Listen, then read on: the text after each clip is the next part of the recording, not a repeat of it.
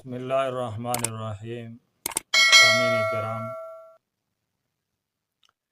امام ابو حنیفہ رحمہ اللہ کو اللہ پاک نے بہت سارے کمالات عطا کیے تھے، اور اس کو ایک قوی اور مضبوط ترین ذہن اللہ پاک نے عطا کی تھی۔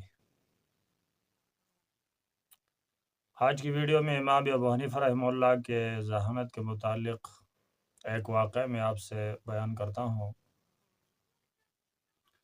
کہ کیسے امام ابو حنیفہ رحمہ اللہ کو اللہ پاک نے مضبوط ترین ذہن عطا کیا تھا۔ ایک گھر میں چوری ہوئی اور چور اس گھر کا سارا مال اور سامان لوٹ کر لے گئے،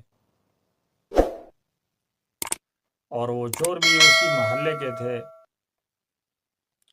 چوری کرنے کے بعد جو گھر کا مالک تھا اس کو بھی مجبوراً اس کو مارا اور پیٹا، اور زبردستی اس سے یہ حلف لے لیا کہ اگر تو ہمارا کسی کو بتائے گا تو تیرے اوپر تیری بیوی طلاق۔ یہ شخص غریب مجبور بہت پریشان اور غمگین پھر رہا ہے۔ ایک دفعہ امام ابو حنیفہ رحمہ اللہ کے پاس گئے اور امام صاحب نے پوچھا کہ آپ تو بڑا پریشان نظر آ رہے ہو، کیا وجہ ہے؟ وہ شخص نے کہا کہ امام صاحب کیا کہوں، اگر کچھ کہوں تو بہت بڑی بات ہونے والی ہے، بتا نہیں سکتا۔ امام صاحب نے فرمایا پھر بھی بتاؤ کہ کیا بات ہے۔ اس شخص نے اپنا واقعہ سنایا کہ میرے ساتھ یہ مسئلہ ہو گیا ہے، میرا گھر کا سارا مال اور چوروں نے لوٹ لیا ہے، اور ساتھ میرے سے یہ حلف بھی لے لی ہے کہ اگر میں کسی کو بتاؤں تو میری بیوی میرے پر طلاق۔ تو امام صاحب نے فرمایا کہ کوئی بات نہیں ہے، اس کا حل میرے پاس ہے، اور اسے فرمایا کہ کل ظہر کی نماز میں آپ کی مسجد میں پڑھوں گا۔ امام صاحب رحمۃ اللہ علیہ ظہر کی نماز کے لیے اس محلے میں تشریف لائے، نماز پڑھی، اور نماز پڑھنے کے بعد امام صاحب نے مسجد کا دروازہ بند کروایا کہ سارے بیٹھ جاؤ۔ اس مسجد میں جو چوری کرنے والے تھے وہ اس مسجد میں موجود تھے۔ امام صاحب دروازے کے ایک طرف کھڑے ہوئے اور دوسری طرف اس شخص کو بیٹھایا جس کا گھر کا مال چوری ہوا تھا،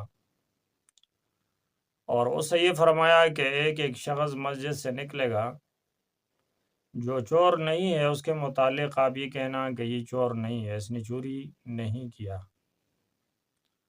اور جب وہ چور آئیں گے اور مسجد سے باہر نکلیں گے تو آپ کو کچھ کہنا نہیں ہے، خاموش بیٹھ جائیں۔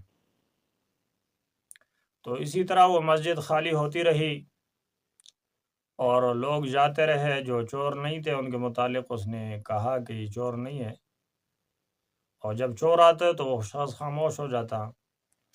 تو اسی طرح وہ مسجد پورا خالی ہوا اور وہ چوروں کا پتہ بھی چل گیا، اور اس شخص کی بیوی پر طلاق بھی نہیں ہوئی۔